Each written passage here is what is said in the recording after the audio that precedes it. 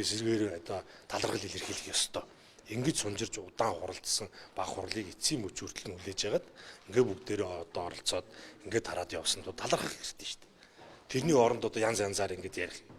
Тэрийг одоо бие өрөөнд оруулаад түгжээ цоожлоод надад тэгээ цоожлуулж итг тийм одоо баг хурлын гишүүд, намын гишүүд гэж одоо байх уу? Цоожлоочгүй зүгээр гарахгүй байсан. Манайхан ч бөөндөө бид нар нэг тэр хоолунд эцгээд нэг өрөөндөө байж исэн нь бол үнэн. За зөндөө хүмүүс орж гараад явж исэн тэр яахаараа тэрийг цоожлтий. Одоо ямар жоохон төсөлгийн хүмүүс байгаа шүү дээ. Тийм юм юу гэж болох вэ? За харин ч өөрөө нэг орж гараагүй хүн тэр талаар бүр дүгнээ тийм ярьж байгаа нь бол маш харамсалтай. Өчтөр харин манай бүлгийн дарга харин үннийг хэлж илээ. Өөрөө л ороод гарсан. Тийм бид нар хоолунд идээс орж харсан сууж исэн. За ёстой тэрийг мэдэхгүй тэгвэл орж харсан бол цоожлог л байж тийм үү? Цоочлоогүй байсан зүгээр гарахгүй байсан л. Хаалганы цаанаас нэвт хараал байсан юм байна л да. Юу гэж тийм байх тийм манай үгүй гарахгүй байх одоо тийм боломж байх уу бүгдээрээ ороод ингээ саналаа өгөөд гараад ирж штэ. Баг уралдаа маш хүндэтгэлтэй хандаад энэ 24 цаг бүтэн суугаад ингээд одоо ор гэсэн цагт нь ороод саналаа өгөөд гарч ирж байна. За дээрээс нь тэнд чинь хурлаас тараад явцсан сүүлийнхаа салбаралтанд оролцоогүй ч олон хүмүүс байна. Тэгээд тэд нар улсууд дээр янз бүрийн ярихгүй байж энэ 24 цаг сууж байгаад оролцоод явсан улсууд дээр яагаад ингэж ийм болоод яриад байгаа.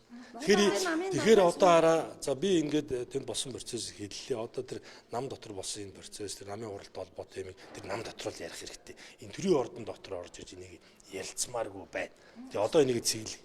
Намын дараа ер нь бол төрийн ажил явагдахгүй байна. Төсвийн төслөө эргүүлэн татах хэрэгтэй гэж шаардлага бас хөрвүүлж илээ. Тал дээр та ямар За яг хугацаатай ажил бол хугацаанд явж гэнэ гэж харж байна. 9 сарын 15-нд одоо танилцах төсөлтөө танилцах ихний хилцүүлэг амжилттай болсон. За тэрнээс хойш ингээд 2-7 хоног дамнаад байнгын хоруудын хилцүүлэг мөн амжилттай ингээд явдгаараа явж байна тийм ээ. Өчигдөржингөө боллоо. За өнөөдөржингөө болно. Өнөөдөр 9 цагаас ингээд өргөдлийн байнгын ороор эхэлсэн. Өнөөдөр 5 байнгын ороор орно. Тэр төсвийн хилцүүлэг бол явдгаараа явж байна тий. Ерөөсөө тасалдсан зүйл байхгүй. Та тасалдах учиргүй гэж ингэж бодож байна. Хугацаагаар 11 сарын 15-нд эх өний төсөв батлагдах учиртай. За энэ төсөв гэдэг бол улсын хурлын үндсэн одоо жилд бүр батлах ёстой хууль эрх зүйн томоохон актуудын нэг. За энэ төсвийг чинь харж байж эх жилийн одоо төлөвлөгөөт ажлууд явна, төрийн ажлууд явна. За энийг чинь харж байж хувийн бизнесүүд хөрөнгө оруулагч нар ажиллаа төлөвлөн, баялаг бүтээгч нар эх жил одоо ямар эдийн засаг бидрийг хүлээж байгаа вэ гэдгийг хардаг ийм зүйл шүү дээ, тийм ээ. Тэгэхээр бол төсөв бол эх жилийн бидний одоо амьдралын эдийн засгийн амьдралын толь гэдэг.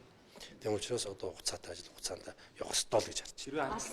Гарсан намын бүлгээс гаргасан энэ шаардлагыг юу гэж харж байгаа? Хэрвээ шаардсны дагуу төсвөө эргүүлэн татчлаа гэд ямар нөлөө гарах вэ? Яалаа гэж төсвөө эргүүлэн татах нөхцөл бол үүсэхгүй. Тийм төсвөө эргүүлэн татах нөхцөл үүсэхгүй. Төсвөө өргөн барьсан. Энийг одоо хэрвээ одоо засаж янзлж өөрчлөх зүйлүүд байвал энэ бол улсын их хурлын бүрэн эрхийн асуудал. За ажлын хэсэг нь бас хараахан байгуулагдаагүй байна. За энэ одоо хилцүүлгүүд явж байгаа. За өнөөдөр хилцүүлэг явна, маргааш бас хилцүүлгүүд явна. За тэгээд 4-5 дахаас 2 дахь хилцүүлэг энэ 7 хоногт бол хараахан тавигдаагүй байна. За хуваараараа бол эх 7 хоногт 2 дахь хилцүүлэг нөгөө санал ороод хилцүүлэг нь шүү дээ. Тэр нь бол эх 7 хоногт хуваарийн дагуу болно хаа гэж хүлээж байна. засгийн газраас оюутлахаар ятентайд одоо гэрээ хилцээр байгуулалт засгийн газрын ажлын хэсгийг таархалж байгаа. Тэгэхээр энэ ажлыг явж ямар хурдтай яваа вэ? Зээлийн хүүг бууруулах хоёр талд хилцээж өрнөх хязгаар юм байна. За тийм. За сая тийм та жоохон буруу мэдээлэлтэй баг шиг байна. За энэ хилцээр их эн чинь 3 ч тустай ажил хийх байх шүү дээ, тийм ээ. Онтроотой холбоотой, за мөн зээлийн хүүтэй холбоотой. За энэ зээлийн хүүтэй холбоотой асуудал бол засгийн газрын өмнөх жилүүдийн 92 103 дахь тогтоолоор байгуулагдсан ажлын хэсгүүд тусдаа ажиллаж исэн ажлуудыг за сая ингээд 9 сарын одоо 5-нд бидэнд засгийн газрын тогтоолд эцэслэж гараад өмнө хийгдсэн ажлуудыг одоо нэг ажлын хэсгийг нь шинээр байгуулж за сангийн сайдаар ахлуулаа гэсэн ийм шийдвэр бид нар хүлээж авсан байгаа. За ингээд 9 сарын одоо 5 давбуу 7 давбуу авснаас хойш ингээд бэлтгэл ажилдаа ороод явж байна.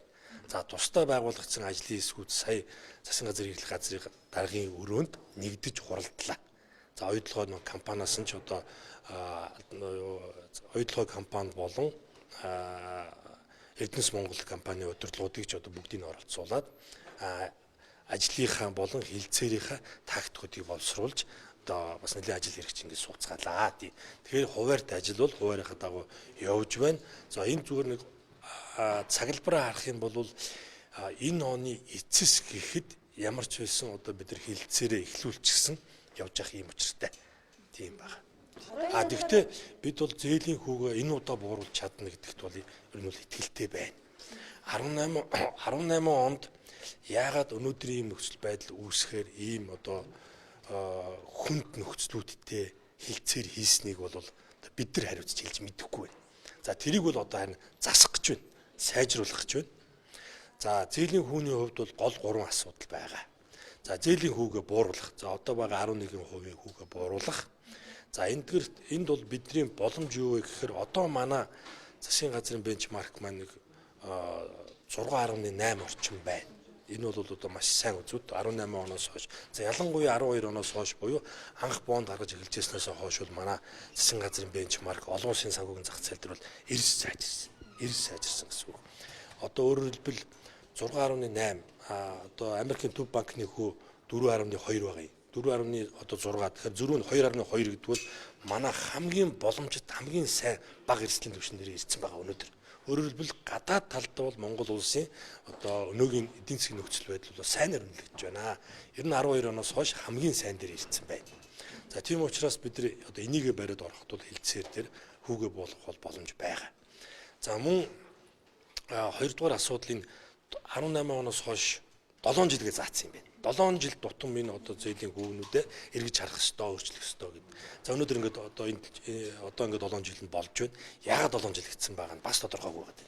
Бичгээр өмдөд нь үзэхээр юун дээр үнэлж 7 жил тутам гэсэн. Яагаад 1 жил, 2 жил биш юм. За энийг өдөр багасгана. 1 жил, 2 жил болох юм одоо хэлцээрээ шаардлагуудаа тавина. За 3 дугаарт нь одоо хүүнээс хүү бодно ярьдаг тийм ээ. Нийлмэл хүүний ийм аргачлалаар хүүгээ бодож ирсэн өнөөдөр одоо ингээд энэ одоо анх авсан 6 тэрбумын зээл мэн 12 тэрбум болчиход байгаа байхгүй. Өөрөөр хэлбэл нөгөө 38 оноос эхэлж үр ашиг авах ёстой. Энэ нөгөө том тэгч юусэл энэ юм байна. Хэрвээ бид одоо энэ нийлмэл хүүний нөхцөл за мөн ингээд бусад одоо шаардлагууд амжилттай тавиад зээлийн хүүгээ буулгаж чадах юм бол нөгөө 38 оноос өөргөөж авах хугацаагаа наашлуулах ийм боломжтой. Ийм зорилготой л одоо ажиллана гэсэн үг.